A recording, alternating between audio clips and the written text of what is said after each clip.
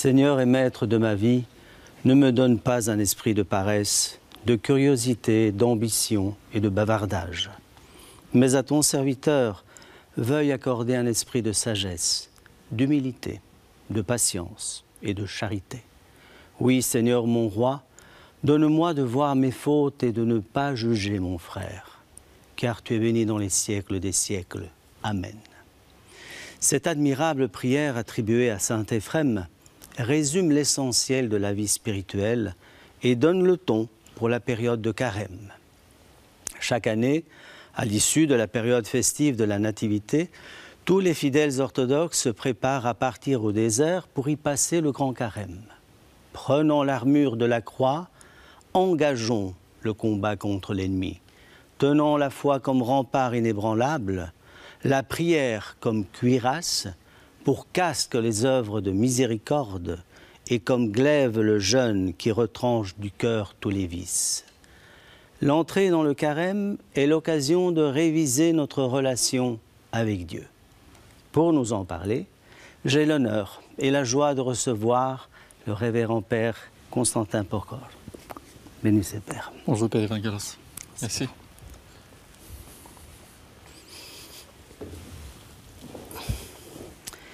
Révérend Père, quelques mots pour vous présenter. Vous êtes d'origine roumaine, prêtre en Belgique depuis 2007 et en charge de la paroisse de Saint-André et Sainte-Materne à Alost. Diplômé en théologie de la faculté de Iași en Roumanie et docteur en théologie de la faculté catholique de Louvain.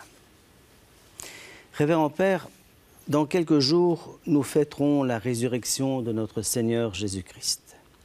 Pâques, la fête des fêtes. Depuis des siècles, les pères de l'Église ont instauré une période de préparation, une ultime occasion d'offrande, s'il en faut, pour chaque chrétien de déposer au pied du sacrifice du Christ quelque chose de personnel, une part de nous-mêmes, de soi-même. Comment pourriez-vous caractériser par Constantin cette période de 40 jours, cette quarantaine qui nous amènera progressivement devant la semaine des passions de notre Seigneur? Oui, en fait, notre vie chrétienne, notre vie dans l'orthodoxie, elle doit suivre un rythme qui est celui de la prière et celui du carême ou du jeûne. Nous ne faisons pas du carême ou du jeûne un but en soi, mais le jeûne est pour nous un moyen pour nous retrouver nous-mêmes et pour retrouver en fait notre lumière qui est Jésus. Les chrétiens, ils suivent en fait le cours, les expériences, la souffrance, si vous voulez, la passion de Jésus pendant les 40 jours, pendant son jeûne dans le désert. Et si vous voulez prendre autrement l'image, je pense que Jésus a fait volontairement ce chemin dans le désert pour nous montrer que le peuple d'Israël a fait ce chemin dans le désert de Sinaï et que ce chemin est en fait obligé, c'est un passage obligé pour nous pour arriver à comprendre la Pâque. Parce que la Pâque en soi, c'est un événement, une réalité, mais si en tant que chrétien on ne comprend pas à quoi sert la Pâque, pourquoi c'est la Pâque, et pourquoi moi je dois arriver à la Pâque, nous ne pouvons pas recevoir la lumière. Et c'est pour ça que moi je préfère par exemple parler de jeûne ou de grand carême, pas comme une période que nous devons respecter au niveau des privations alimentaires, qui bien entendu on essaie de les suivre, de les respecter, de les observer, mais en même temps je me pose la question, mais pour qui jeûnons-nous? Est-ce qu'il y a quelque chose de plus que les privations? Et c'est là que nos pères de l'Église, mais bien avant, l'Évangile selon saint Marc propose un point de vue eschatologique en disant il y aura un temps où leur époux sera enlevé. Et à ce moment-là, ils vont commencer à jeûner. Notre époux n'est pas avec nous maintenant. Il nous a été enlevé. Nous, on jeûne comme les disciples, en fait. Et nous sommes des disciples sur notre chemin. Et la rencontre qui se fera, c'est la Pâque, comme pour les disciples. Sauf que notre rencontre, ça va se faire dans les cieux. C'est ça. Et c'est pour ça que je vois le jeûne ou le carême, le grand carême, comme un chemin pour nous-mêmes de nous retrouver avec Dieu. Et chacun le vit à sa manière, à son rythme, bien entendu.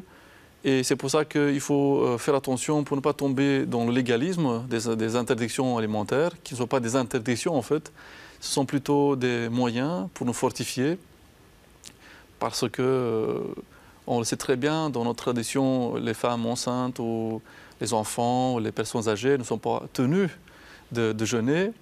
Ou les personnes qui ont un travail très lourd, par exemple, aussi. Là aussi, c'est chaque chrétien en soi, c'est lui qui calcule jusqu'où lui il veut mettre son argent à la banque. Quelles sont les limites qu'il peut en fait supporter? Nous, on n'est pas ici pour juger quelqu'un. Si quelqu'un ne souhaite pas jeûner, c'est son choix. Mais si quelqu'un souhaite jeûner et on doit l'aider, on doit le soutenir dans sa démarche, on peut lui proposer des conseils adéquats, bien entendu, pour ne pas avoir des excès, des personnes qui arrivent à se priver trop de nourriture et avoir un malaise ou provoquer un accident si c'est un travail à haute responsabilité. Tout à fait. Donc c'est pour ça qu'il faut une sagesse autour du jeûne, bien entendu. On ne le fait pas juste pour le faire. Alors, Père Constantin, les pères de l'Église ont bien réfléchi et donc il y a 5 semaines dans cette fameuse période de 40 jours, 5 dimanches qui sont chaque dimanche avec une spécificité. Et le premier de ces dimanches, le dimanche de l'orthodoxie, met en scène ce que nous avons au milieu de notre table ici, l'icône. Alors quel est le rôle et quel est l'apport de l'icône dans la foi orthodoxe? Et le fait de l'avoir mis en premier dimanche, est-ce un hasard de calendrier ou bien ça a son rôle? Certainement. Il n'y a rien qui est au hasard dans l'Église orthodoxe. Et l'icône de notre... et en général, les icônes, elles ont un but, entre autres, pédagogique. Et le but pédagogique ici, il embrasse et il est complémentaire, si vous voulez, à d'autres buts qui sont liturgiques. Entre autres, celui liturgique qui détermine le chrétien à se positionner dans l'icône. L'icône, ce n'est plus juste une idole, comme d'autres personnes affirment, mais c'est en fait le miroir de ce que nous devons être. Si tu veux être comme celui qui est représenté dans l'icône, c'est en fait tu te vois au paradis. Et c'est à ce moment-là qu'en fait l'icône, elle est la fenêtre du ciel, la fenêtre du paradis. Et on nous explique très clairement, si tu veux arriver au paradis, il faut avoir sur toi la lumière. Parce que toute icône, en tout cas celles qui sont réalisées selon la manière, les canons orthodoxes, toute icône doit avoir la lumière. Le nain de lumière se trouve au milieu de toute icône. Cette lumière qui ne vient pas de la personne qui est représentée, mais qui vient de Dieu, c'est la lumière de Dieu, en fait, et elle doit être avec nous. Cette lumière-là, si vous voulez, c'est ce qu'Adam et Ève ont perdu au paradis. C'est lorsque, en Genèse, chapitre 3, versets 1 à 3, le serpent dit à la femme, « Si vous allez manger, vous allez mourir. » Donc lui dit non, si vous allez manger, Dieu sait que vos yeux s'ouvriront et que vous allez être comme des dieux. Et c'est ici qu'en fait Adam et Ève, ils ont perdu la lumière. En mangeant, en croquant le fruit, ils ont perdu en fait cette énergie, si vous voulez, avec le langage moderne, cette énergie, cette lumière qui les protégeait.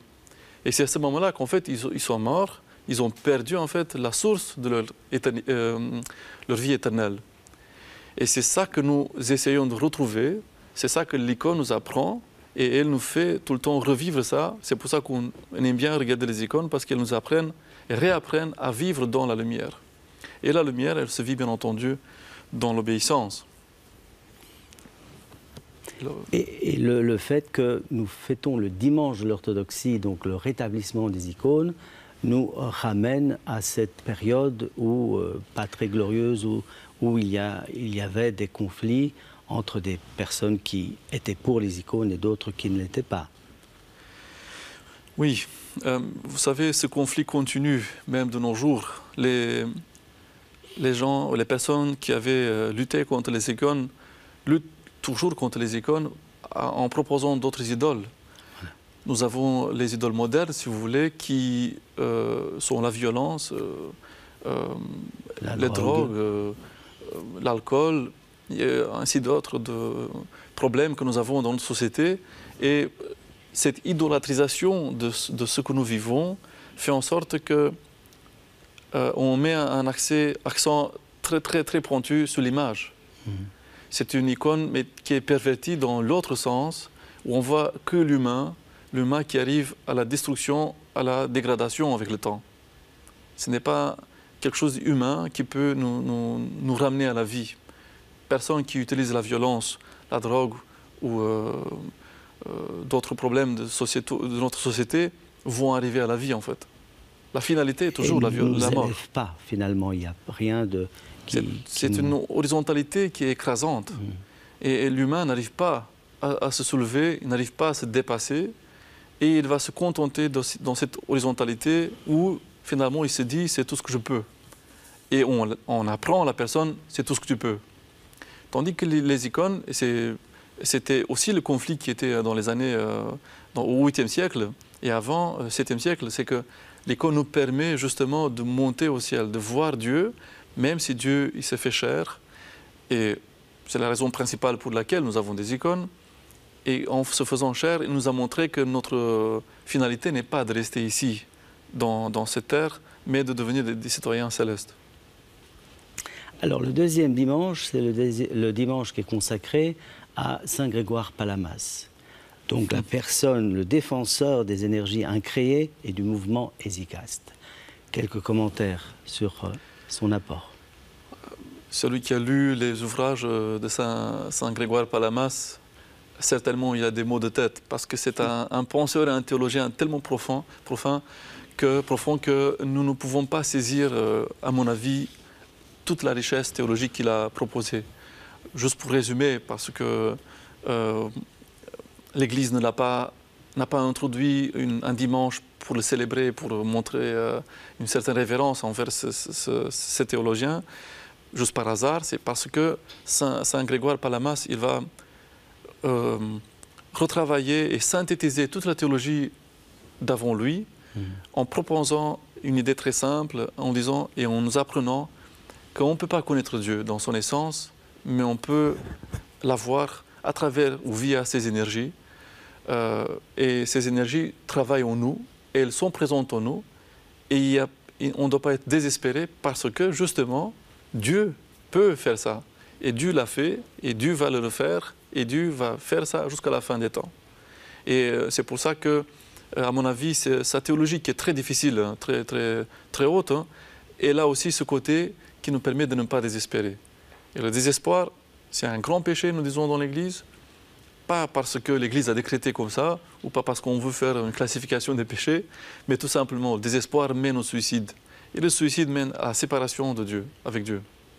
C'est pour ça que chaque fois que je réfléchis à Saint Grégoire Palamas, j'ai toujours cette joie que notre Dieu n'est pas un Dieu caché, mais c'est un Dieu qui communique avec nous, bien entendu, à notre niveau. Mais il est là. Et c'est la bonne nouvelle. Et c'est pour ça qu'il est important, dans cette période de carême, pour nous donner cet espoir et cet apport en tout cas. Alors, le troisième dimanche qui va arriver ensuite, qui se trouve pratiquement au milieu de la traversée, on voit se dresser la croix. Le dimanche de l'adoration de la Sainte Croix. La croix, nous le savons, elle apporte douleur et réconfort, mais aussi espoir et sens à notre foi chrétienne. On ne peut pas vivre le paradis sans passer par la croix. Déjà, ça s'est inculqué dans notre texte biblique, où on voit au milieu du paradis l'existence de l'arbre de la vie. Et les pères de l'Église l'ont expliqué comme étant la croix, la future croix.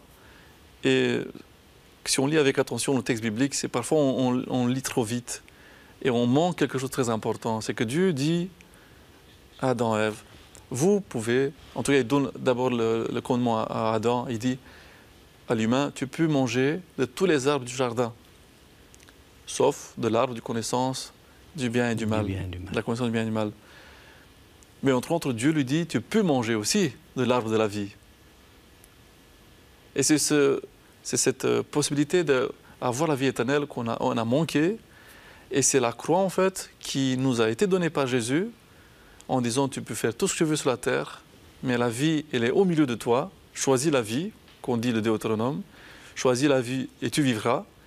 Et c'est la vie, en fait, qui est contenue dans la croix. La croix, c'est le paradoxe de la mort et de la vie. Il n'y a rien qui peut renaître s'il n'y a pas de mort. Et la croix, c'est ça aussi notre bonne espérance, c'est que ce cycle quand même infernal de notre vie sur la terre, qui est le cycle souffrance et douleur, ce cycle va être achevé, va être terminé. Parce que le sommet de la croix, c'est justement la joie, c'est la vie éternelle.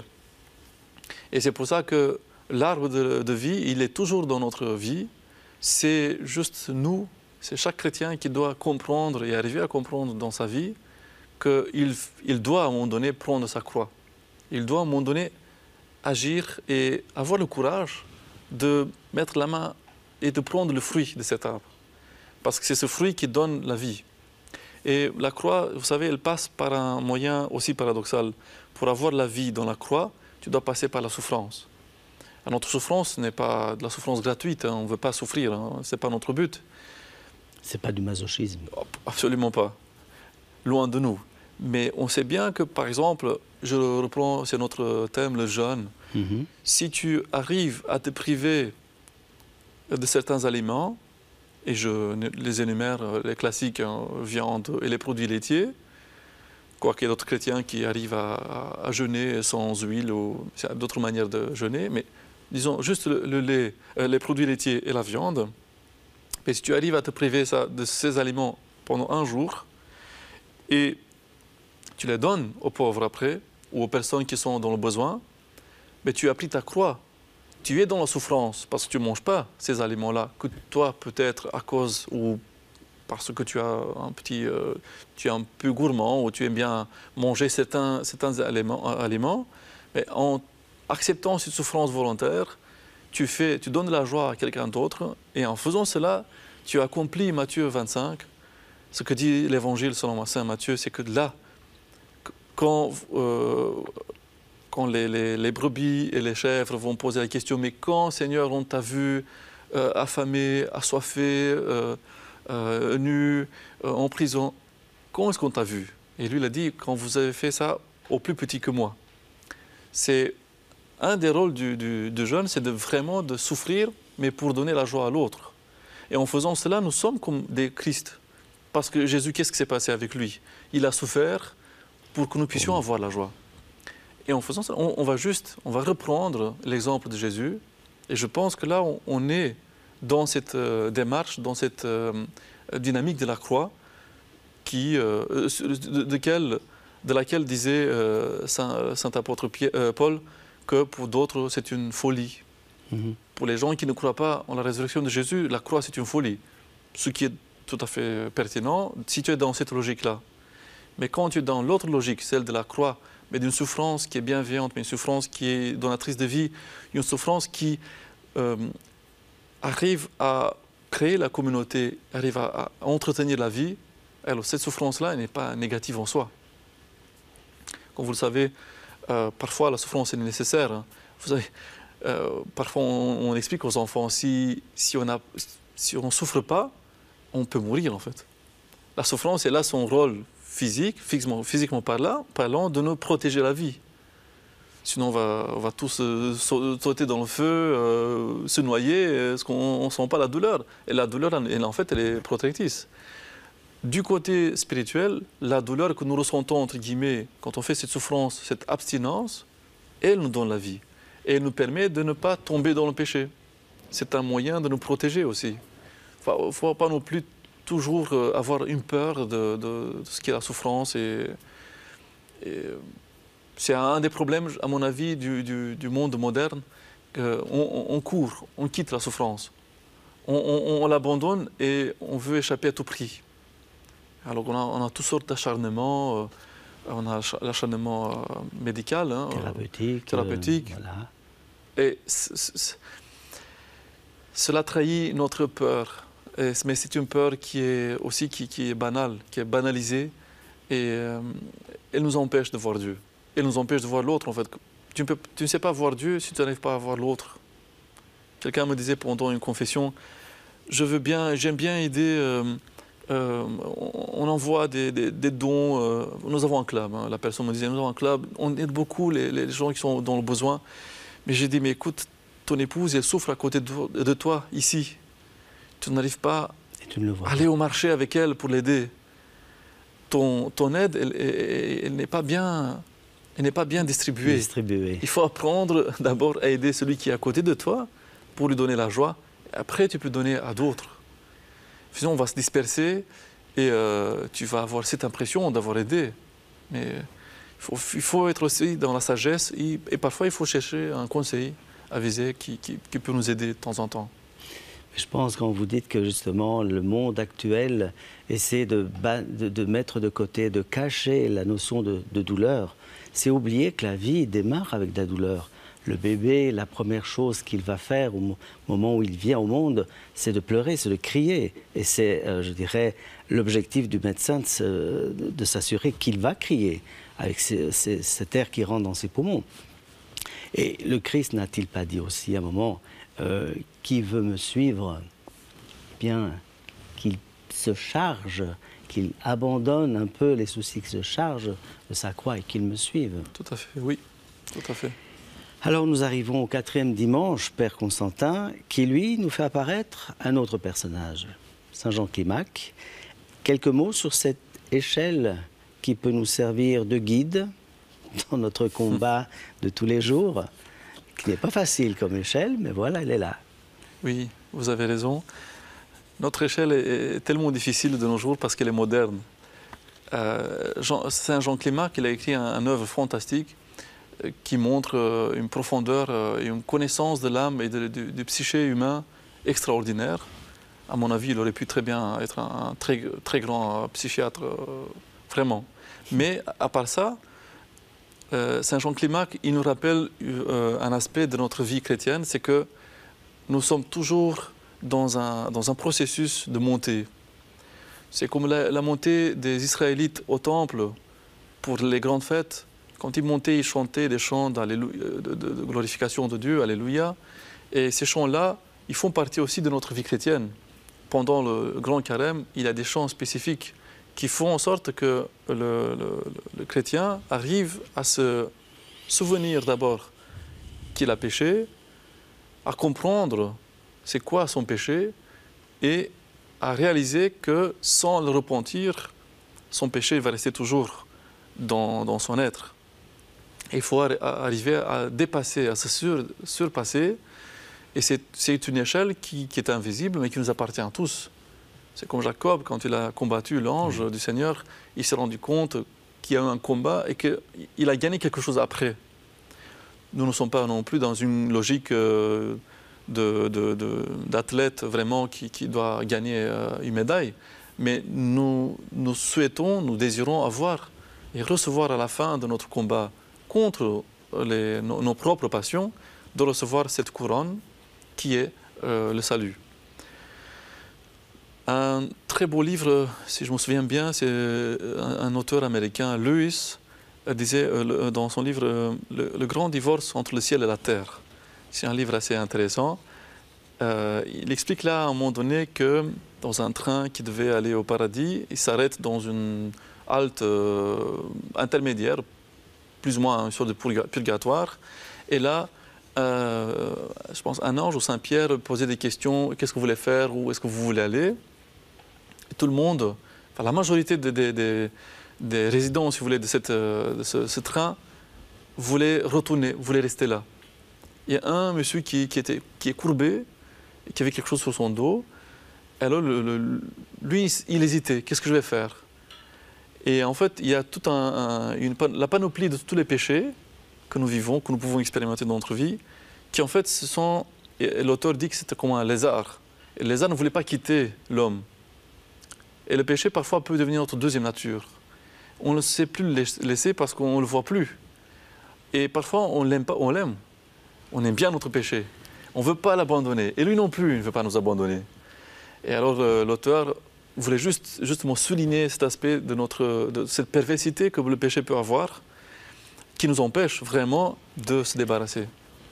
Alors, parce que le temps nous presse, oui. Nous arrivons au 25 mars, donc aujourd'hui, dernier, 5e dimanche, et hasard des calendriers, il y a 2 personnages féminins, 2 prénoms, le même, Marie, que nous fêtons, l'Annonciation faite à Marie, et Marie l'Égyptienne. Alors, en quelques secondes, parce que le temps nous est très compté. Oui, tout à fait. Je voulais juste souligner pour les 2 Maries, dont une c'est la mère de Dieu et l'autre c'est une grande pécheresse, mais qui est devenue une très grande sainte. Toutes les 2 se caractérisent par l'obéissance. Leur obéissance est extraordinaire et fantastique, mais bien entendu, elle est périmée dans nos jours. On ne veut plus faire l'obéissance, notamment étant donné que c'est des femmes. Donc les femmes ne doivent pas obéir. Et l'obéissance de Marie, elle est fantastique parce que Marie n'a pas posé des questions quand il s'agit de comprendre le mystère pascal. Et Marie d'Égypte, l'Égyptienne, elle a obéi à la parole de l'Évangile. Et elle a compris que sa vie avait été pourrie par le péché et que c'est ce péché-là qui lui fait perdre la vie. Et au lieu d'obéir au péché, elle a choisi d'obéir à la vie. Père Constantin, l'émission touche à sa fin et nous sommes dans la frustration de ne pas avoir touché à tous les domaines. Je voudrais vous remercier pour votre invitation et souhaiter à tous d'excellentes fêtes de Pâques. Merci.